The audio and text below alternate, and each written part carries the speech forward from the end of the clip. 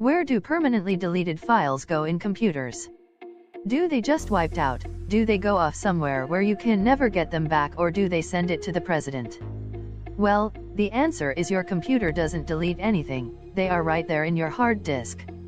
When you delete a file, you just change a pointer to the new address on your hard disk.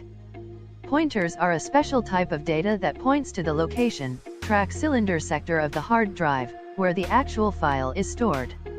Large files are usually stored in multiple locations.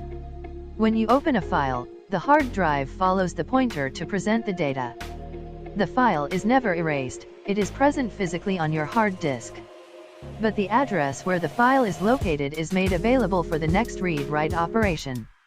You can get those files back using special software unless the location has been overwritten. Although, overwriting doesn't guarantee that your files are gone forever. Organized criminals in Ghana have managed to recover confidential data from dumped electronic wastes. So if you are working for any secret agency, it's better to destroy your hard disk rather than throwing it away. So guys, thank you so much for watching our video. Please do subscribe and press the bell button, also follow us on social media, link in the description below.